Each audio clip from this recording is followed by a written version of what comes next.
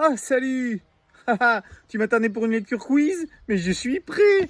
Voici Le petit arbre qui voulait devenir un nuage, un livre de Frédéric Pillot et Agnès Ledigue aux éditions Albert Michel Jeunesse. C'est parti! Le petit arbre qui voulait devenir un nuage. À la page de titre.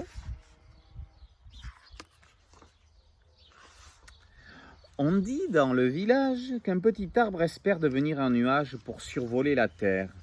Dressé sur sa colline, il voit s'évaporer tous ces nuages pressés de s'en aller en Chine. Ils partent en Chine, tous les nuages.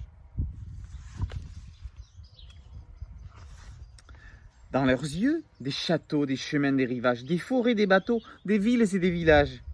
Et lui, à l'abandon, immobile, seul et sage, n'a pour tout horizon qu'un même paysage. Il voit tout le monde qui s'en va et lui, il reste là.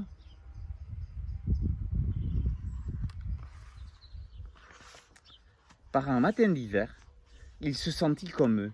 La neige l'avait couvert et le ciel était bleu. Et si la ressemblance ne faisait aucun doute, restait la différence. Ne pas prendre la route. Vous voyez là le petit arbre? Il ressemblait à un nuage tout plein de neige. Et il ne peut toujours pas partir. Chaque jour de chaque saison, il cherchait la raison d'avoir le triste sort d'un unique décor. Mais un soir de grand vent, un discret nuage blanc se coince entre les feuilles de ce petit tilleul. Après quelques instants d'un repos mérité, le nuage, si content d'avoir pu s'arrêter, s'écrie. « Quelle chance tu as de rester planté là, attaché à la terre, tranquille et solitaire. »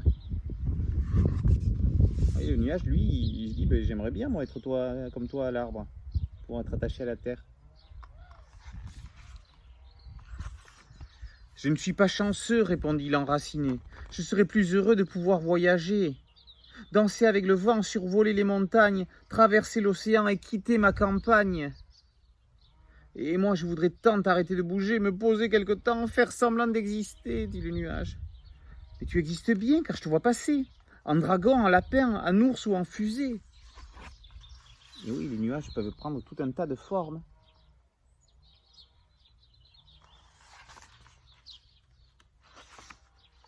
Ce ne sont que des formes, car mes milliers de gouttes font de moi un fantôme que personne n'écoute.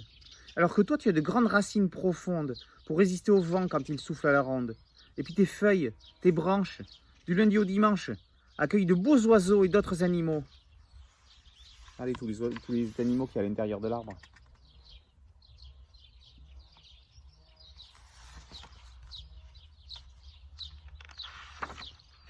Ma prairie est jolie, mais vraiment, je m'ennuie. Je me sens prisonnier, je voudrais m'évader. Comme tu n'as pas le choix, regarde autour de toi, la nature, sa beauté, c'est ça ta liberté. Soudain, près du tilleul, le vent s'est réveillé.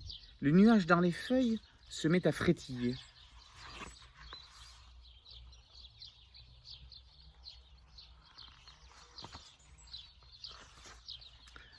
Encore quelques instants et il va s'envoler. Ce répit de printemps fut de courte durée.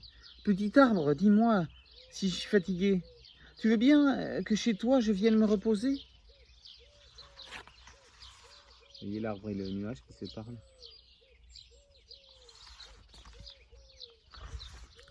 Tu me raconteras les volcans, les marées, et tu me donneras un bout de liberté. Je t'offre mes voyages, tu me fais exister, c'est un joli marché, en conclut le nuage. Et voilà le nuage qui repart, attiré par le vent. Depuis ce jour béni sur la colline venteuse, le petit arbre rit de leur entente heureuse.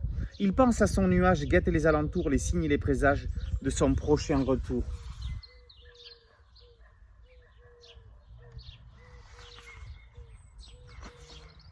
Et quand ils se mélangent en évoquant leur vie, les rêves qui les démangent, ils sont tous deux ravis.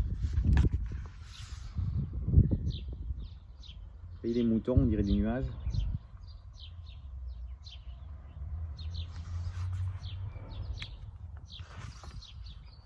Et voilà, c'est terminé. C'était l'histoire du petit arbre qui voulait devenir un nuage. Alors, tu es prêt pour les questions? Au début de l'histoire, vers quel pays s'en vont les nuages? Ensuite, qu'est-ce qui a permis à l'arbre de ressembler à un nuage?